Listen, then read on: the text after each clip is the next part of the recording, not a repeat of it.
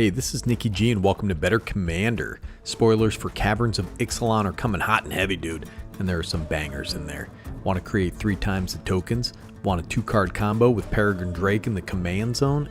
Yeah, I do. But you know what I've always wanted but have never gotten? Another effect like Living Death, dude. 3 black for a sorcery. Each player exiles all creature cards from their graveyard, then sacrifices all creatures they control, then puts all cards exiled this way onto the battlefield. This card has had a number of reprints, and most recently was reprinted in last year's Warhammer 40k Commander product. This features the sweet Necron Deathscape, dude. Just some bros with their sweet metallic bodies just clanging them together, hulking around in the aftermath of a Tyranid slaughter. I've been a massive fan of this card basically forever since it was printed, so much so that my playgroup often says, uh-oh, I think a Living Death is coming pretty soon here in Nikki G's deck. There are a couple other prints out there. You got the Charles Gillespie masterpiece with the shovels and the ghouls, you know. You got the Undead Backstreet Boys out there. I run this in a bunch of decks, but the best effect I've found is in my Verena the Lich Queen deck. Now, if you've never seen Verena, you've never fallen in love with this beauty. You got Verena the Lich Queen, 1 white, blue, and a black for a legendary creature, zombie wizard. It's a 4/4. Whenever you attack with 1 or more zombies, draw that many cards, then discard that many cards. She's a super looter, baby. You gain that much life.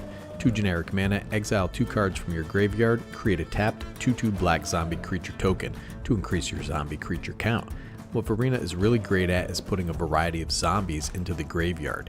This has been a pet commander of mine since 2018. I've been tweaking this deck since then. That's when she was first printed in one of the commander products, man. Back then we didn't have a 10,000 commander products per year. In my humble, but also correct opinion, Verena is the best zombie commander ever printed. So the game plan is basically ramp up a little bit, put out some zombies, you know, you're going to put out some zombies here like the old Noxious Ghoul, put some in the yard, you know, and dig for our mass reanimation spells. Living Death is one of the absolute best in that deck, but it takes a little more setup. So the second thing you need in an ideal situation is a sacrifice outlet, preferably instant speed. You got Carrion Feeder out there. This card is an all-star. It's 1 black mana for a creature zombie. Carrion Feeder can't block, man. Don't even try to block with it. Sacrifice a creature, put a +1/+1 counter on Carrion Feeder. This guy has no respect for the deeds of martyrs. He reduces their legacy to a mouthful of flesh, dude. That's disgusting. And then listen, I want to take a second to talk about Altar of Dementia here. So this is the super swag version, man. I really dig this art. Now the original art is by Brahm. He's a one-name artist, and this art is by Isis, another one-named artist who probably chose her name prior to certain events in the Middle East. I don't know. Anyways, this gets more folks into the graveyard, so everyone else at the table doesn't have the same access to a huge graveyard and usually doesn't have a way to sacrifice all their creatures at instant speed. This results in a huge Living Death, and in conjunction with our old friend the Grey Merchant here, usually spells a win for us. So that catches us up, and now let's go forward in time to the Caverns of Ixalan. We got the Bringer of the Last Gift, 6 black for a creature vampire demon. It's a 6/6 with flying. When Bringer of the Last Gift enters the battlefield, if you cast it, each player sacrifices all other creatures they control. Then each player returns all creature cards from their graveyard that weren't put there this way to the battlefield. This is a vampire and a demon, so if you're running similar shenanigans in a vampire deck or a demon deck, I'm looking at you Bellicor out there, or just want another copy of Living Death, then this guy's for you. Alright, now wait a second, hold up dude. We got a comment on the art here. I can't help but notice that this guy skipped leg day probably for his entire life. Look at those chicken legs, dude. He's literally got chicken legs. Despite his skinny, weak legs, this guy brings a powerful effect that is functionally similar to Living Death. This, however, costs 8 mana, can't be cheated in. It has to be cast, but can benefit from cost reducers or effects that let you cast cards without paying their mana cost. Yeah man, 8 mana is kind of a ton, but we can break this down with unsung heroes like Heartless Summoning. I think people sleep on this card quite a bit.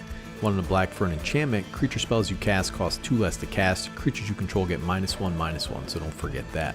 We also have demon decks leaning on Herald of Slaanesh. 2 in a red for a creature. Demon, it's a 2/2.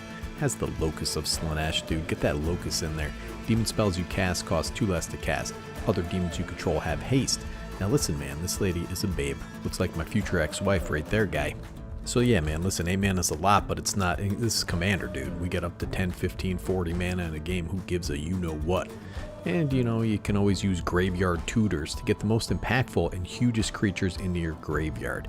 You can use the Violent Tumor to go get Vilus, Broker, or Blood into the graveyard, man. You always want Vilus. you can't do without Byleth, and if you ever don't have Byleth, you need more Byleth. So while definitely not as powerful as Living Death, because Living Death, part of its power is relative to its mana value, dude, for its mana cost.